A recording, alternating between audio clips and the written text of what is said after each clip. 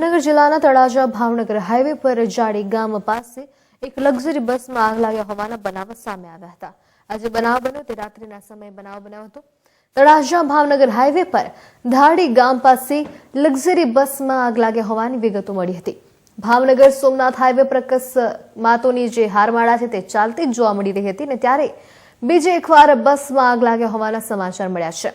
હરિગોપાલ નામની ખાનગી બસમાં અચાનક જ આગ લાગી હતી।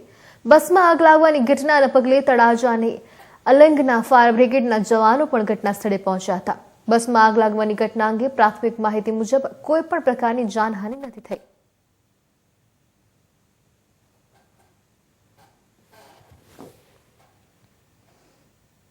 પોરબંદર નજીક જોરી જંગલમાં આગ લાગ્યાનો બનાવ હાલ સામે આવી રહ્યો છે। સમગ્ર માહિતી મળી રહી છે। જંગલમાં લાગેલી આગ છે તેના કારણે પોરબંદરથી સોમનાથ જવાનો જે હાઈવે છે તે થોડા સમય માટે બંધ થઈ ગયો હતો।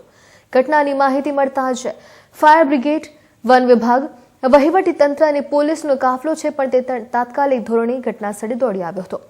ફાયર વિભાગની ટીમ દ્વારા આગ ઓલાવવાના પ્રયાસો પણ કરાયા હતા। પોરબંદર ઉપરાંત નેવી એરપોર્ટ ઉપરાંત કહી શકાય કે ઉપલેટા ફાયર બ્રિગેડની ટીમો પણ તાત્કાલિક ધોરણે ઘટના સ્થળે પહોંચી આવી હતી।